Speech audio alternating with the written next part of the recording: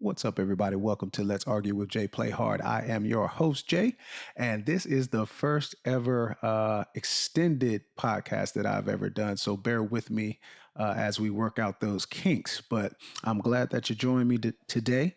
We will be doing this every Tuesday to kind of go over the weekend's events and Monday Night Football when it comes back in the fall. But I just kind of want to talk about a few things that happened over the weekend and some things that are going on this weekend. And, we'll start off with the Super Bowl, of course, the most important game of the year. We've got San Francisco versus the Kansas City Chiefs in Las Vegas this Sunday, February 11th. Now, if you're a Chiefs fan, you're definitely looking for some improved play from the offensive line. Because they did not play well against the Baltimore Ravens. Now, I get it. That is a historic defense. That is a really, really good front seven that they faced, but they did give up 4 sacks and only averaged 2.8 yards per carry. I don't think that's going to get it done against a more complete team in the San Francisco 49ers, even though their defensive line has not played up to their level. We've got when you go back and look at what they were able to do against the Detroit Lions in the NFC Championship game, Detroit was able to run for 6.3 yards per carry, and they actually had 182 yards rushing. So I think if Kansas City has that type of balance, if their offensive line can raise their level of play, I think it'll be a very, very even game up front. I have seen great things from the Chiefs defensive line. They have actually, to me, been one of the best units in all of the playoffs. So they're very stout in the middle. L'Jarius Sneed on the corner has been absolutely shut down. And I just don't see any of those San Francisco receivers winning against him consistently. Now, on the other side, that may be a different story. I mean, Debo is a little banged up. We'll see how he looks in the game. Brandon Ayuk did play very, very well against Detroit, but I think L'Jarius Sneed is the best player on the edge for either team, offense or defense. So I'm going to give the edge on the outside to Kansas City. Now we look at the quarterbacks, of course. I mean, what can you say about Patrick Mahomes that hasn't already been said, right? He is a video game cheat code. He is football's Michael Jordan. We get it. But I will say this, in a close game, Brock Purdy, can he make the plays down the stretch? He's done it the last 2 weeks, even though he didn't play well against Green Bay. He did do what he needed to do in the fourth quarter to get them the win. The same against Detroit when they fell down 17. Now, if it's a close game and Brock has got to make a drive, if he's got to take his team down the field, 80 yards, 2 minutes to go, can he do that? I do think he's a better quarterback than Jimmy G. I think a lot of the criticism he gets is unfair because you do have to deliver the football on time. You do have to audible in and out of the right plays. And football is actually played, in between the ears just as much as it is on the field. So I think Brock has a chance to lead his team to a Super Bowl, but I'm sorry, I'm not betting against Patty. I'm not betting against Patrick Mahomes. I mean, this guy is unlike anything we've ever seen in the sport. He's overcome wide receiver drops. He's overcome injury. He's overcome bad offensive line play at times. This guy is on another level, and I'm not betting against him. So if you're going to ask me the score, I'm going to go Chiefs 28, San Francisco 27. 1 point game. Patty leads them down and gets his 3rd Super Bowl in 5 years. That's what I'm predicting. That's what I'm predicting for this. As far as the player props, we can take a look at those. When I checked yesterday, Kansas City was a 2.5 point underdog. Opening today, that line has changed to 49ers are now the 2 point favorite. So it is getting a lot closer. You might want to get those bets in if you want those really good odds. Now for player props, what am I looking for in this game when I make my parlay? I'm definitely going Patrick Mahomes under 260. I think this is going to be a defensive game. I don't think there's going to be a ton of scoring. So I'm going to go Patrick Mahomes under 260.5 yards. Also, TDs.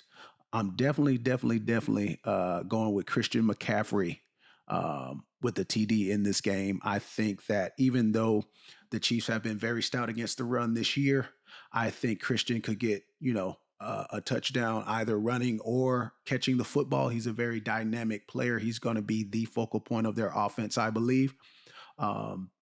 George Kittle also could go for a touchdown. The Chiefs in coverage at the linebacker position isn't something that I don't think he could not overcome. So I'm going to go with Christian McCaffrey and George Kittle on a touchdown on there.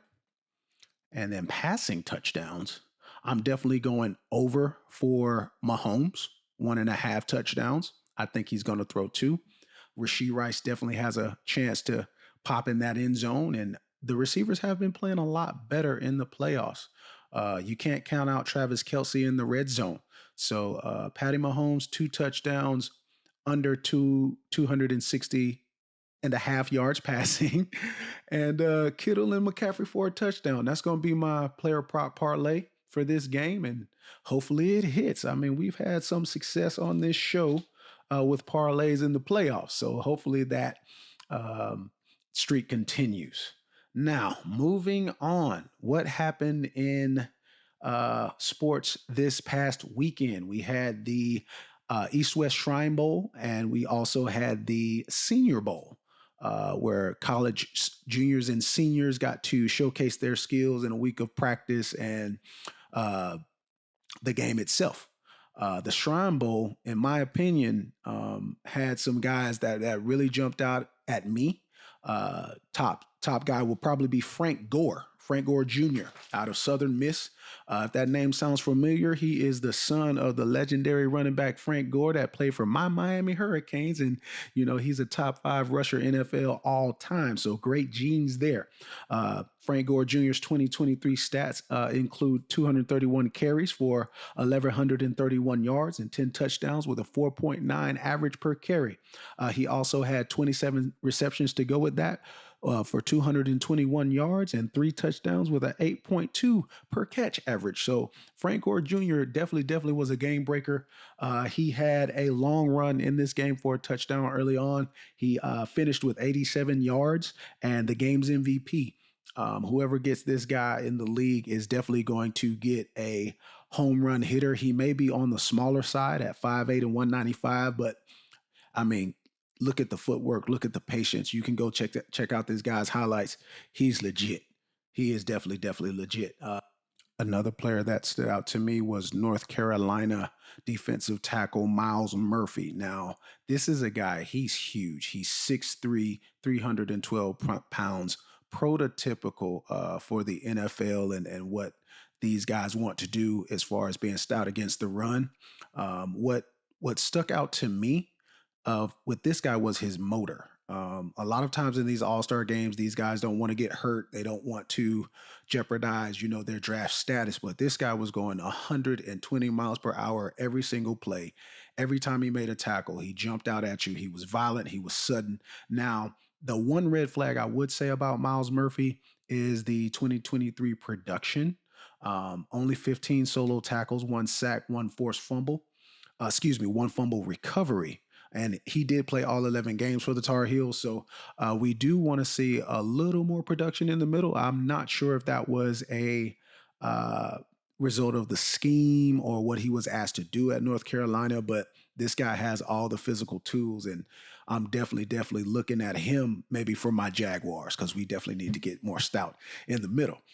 Another guy that stood out to me on the offensive side was Anthony Gould, who had an 80-yard kick return for a touchdown in the game. This guy, he's a smaller wide receiver from Oregon State. Very under the radar. I hadn't heard much about him before this game, so I went back and kind of did some homework. In 2023, he had 44 catches, 718 yards for 16.3 yards per catch average and 2 touchdowns.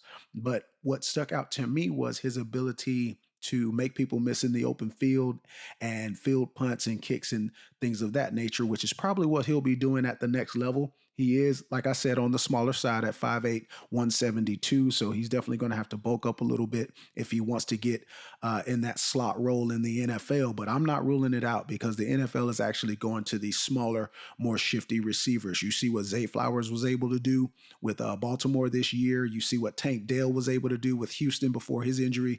So Anthony Gould could be one to watch in NFL dynasty leagues and things like that. We'll see how he develops.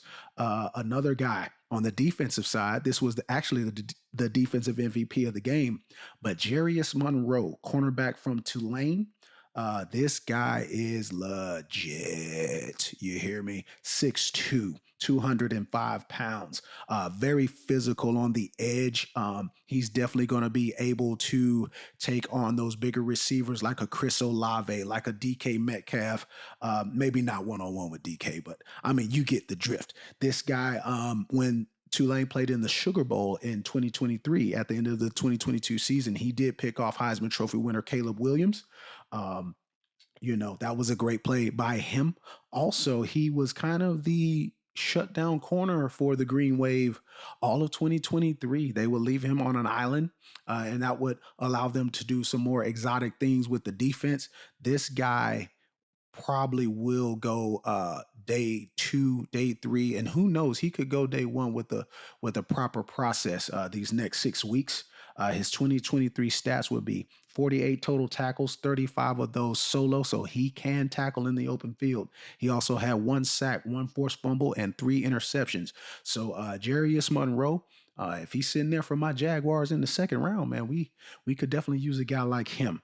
Now, in the Senior Bowl, this was a defensive game that showcased a lot of upfront talent on the defensive side of the ball. All of those first-round picks like Lautu and some of those guys, they all showed their first-round talent, so we won't spend too much time on them. Spencer Rattler was the game's offensive MVP, leading a touchdown drive in the opening drive of the game. There wasn't much offense in this game to talk about, but I will talk about Rattler for a little bit. He was the most high-profile quarterback of the game, in my opinion, since high school. So this guy, he played for Oklahoma at first, transferred to South Carolina. The Gamecocks didn't have quite the talent that they were accustomed to this year, but he still put up 275 completions on 399 attempts for a 68.9 completion percentage. Over 3,100 yards passing, 19 touchdowns to 8 interceptions, and a 66 QBR. A QBR rating of 66. My fault. He did outperform other QBs like Bo Nix, Sam Hartman, and Michael Pratt from Tulane. All of those guys are some of those second-tier quarterbacks available in this year's draft, so that's something to look at. Spencer Rattler was a senior this past year, so he is a little older in his development, so we'll see how that goes. Another guy that kind of stood out was would probably be the defensive MVP of the game if they gave that award, but that was Chow Smith-Wade of Washington State. He's a cornerback. He actually had more interceptions in this game than he had all year, recording 2, the second of which was on the last play of the game for the Hail Mary. But Chow Smith-Wade, shout out to him for those 2 interceptions in the game, and way to show up when it was time to show up, In other news, North Carolina versus Duke, top 10 matchup in men's college basketball. This is, for those of you that watch college basketball, this is always the marquee game in February and March. These guys, what can you say? What else can you say about the rivalry? Even though we no longer have Coach K and Dean Smith and Roy Williams and those guys, these 2 programs are still at the top of the heap when it comes to college basketball blue bloods. Now, North Carolina did take the win at home, 93-84, powered by Armando Bacot and Harrison Ingram. These 2 forwards, man, they could not be stopped down the stretch. It was a very competitive game, back and forth, but these guys just made plays on both ends of the court that Duke just didn't have an answer for. Baycott went 10 of 13 for 25 points, 10 rebounds, 5 assists. Ingram went 8 of 12 for 21 points, 13 rebounds, but he also made an impact on the defensive end with 4 steals and 1 block. Another guy to watch for Carolina down the stretch is RJ Davis. He didn't have a great shooting night, but he was effective, scoring 17 points to help the Tar Heels push past in the second half. Now for Duke, they fall to 7-3 in the ACC and 16-5 overall. But they did have contributions from guard Jared McCain, who had 23 points on 9 of 18 shooting with 11 rebounds. Jeremy Roach also had a 20-point game, going 9 of 16 from the field. But Duke center Kyle Flipanowski, who had 25 points and 5 rebounds, but he did not shoot well from 3. I think that was a big telltale sign in the game, as Duke went 5 of 19 for 3 for the game, and Carolina went 9 of 24. In a close, tight, competitive game like this, these are the stats that matter. Duke just didn't have a great shooting night from the three-point line, but the teams will meet again on the 9th in Cameron Indoor. So I'm looking forward to seeing it. I think it'll be a top 10 matchup once again. And hopefully these guys see each other again in the ACC championship game. So that was some of the things that happened over the weekend. The NBA, Joel Embiid is no longer in consideration for any awards such as the MVP, Offensive Player of the Year, because he will not be able to play 65 games.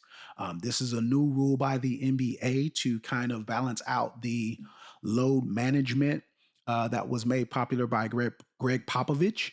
I, as a fan, personally agree with this rule. If you want to be the MVP, if you want to be Defensive Player of the Year, you got to be on the court, man. The fans are paying their hard-earned money, and sometimes that may be the only time that they ever get to see an NBA game live. And it's kind of disappointing that the stars aren't playing.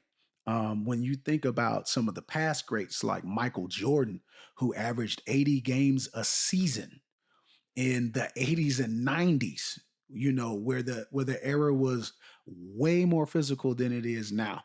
I am sympathetic to players needing rest, and players like Tyrese Halliburton, who had to sit at the end of the bench just to keep his aspirations alive for those after season awards, because they do make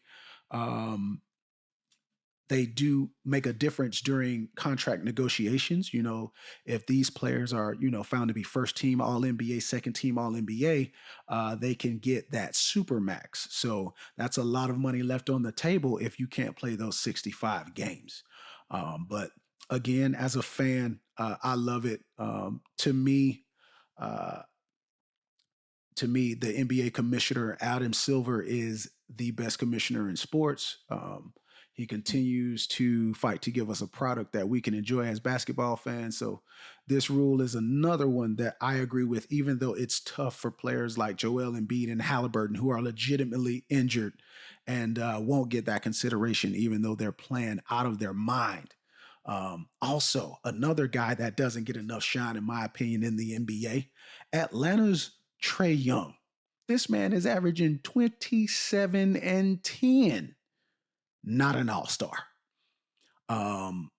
Make it make sense to me. I know Atlanta isn't winning. I know that guard DeJounte Murray is on the trade block for the Hawks, and that duo, that pairing has not worked out to Atlanta's liking. But man, did you know Trae Young has scored and assisted since he's been in the league? He's scored and assisted more points than Luka Doncic, than anyone in that rookie class for that matter.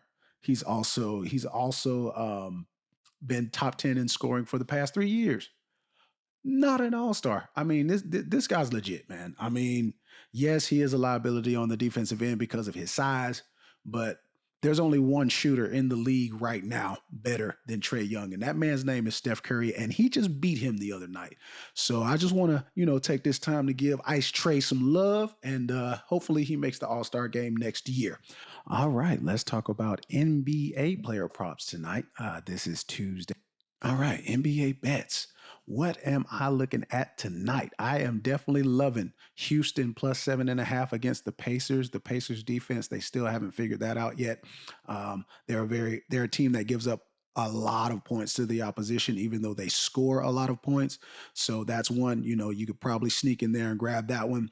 On Hard Rock Live app, they are minus 105. Also, Memphis versus the New York Knicks. I think Memphis is going to cover that 14.5. No Julius Randle for the Knicks. They're kind of banged up, even though they're playing well. I do like the Knicks to win the game, though. Also, tonight, we've got Miami versus Orlando. The Magic have been surprising this year, man. They're playing pretty well. They're going to make the playoffs. Banchero's an all-star, Paolo Banchero. He's playing really, really well. But I like Miami to win tonight at home on Hard Rock Live app. They are 2.5-point favorites at minus 145 to win. So I do like the Miami Heat in that game. I think they're finally figuring out how that backcourt rotation is going to work with Rozier, Hero, Duncan Robinson, and those boys. Of course, Jimmy Butler and Bam are going to come and they're going to bring what they bring every night. So I do like Miami to win that game. The game of the night, in my humble opinion, will be the Milwaukee Bucks versus the Phoenix Suns. Milwaukee is a 4-point underdog in that game. I do think that game will not be close. I think the Suns will win that game. Milwaukee's really not playing well right now. They're searching for answers. Doc Rivers is not the answer, in my opinion, just my humble opinion. They are 1-3 since he took over, and I don't see that trend changing tonight. But that would be the bets that I feel comfortable making tonight in the NBA. So, I'd like to talk with you guys a little minute about what this podcast is going to mean to me going forward. We do have the Playhard page on Facebook going. We will be spreading our reach to different platforms such as Spotify and Apple Music very, very soon. I appreciate everyone that's been supporting that Playhard Facebook page. And if you're not a friend of mine on there, it is at Playhard, J.Playhard. So you can go follow me on there and talk with me about these sports topics that you want to hear about on the show. Thank you to all of my local people out in Panama City and Panama City Beach who have supported me on my content making journey. This is only the start, guys. This is only the start.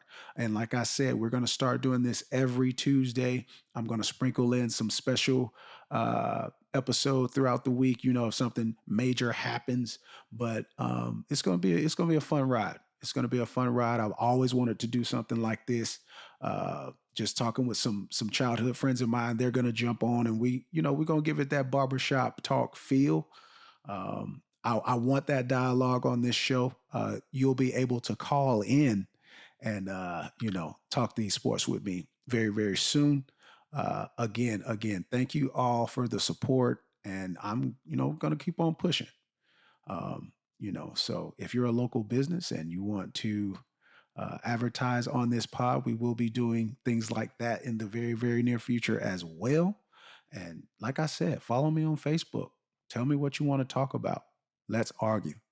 Guys, let's have a great Tuesday and the rest of your week. This is Playhard signing off.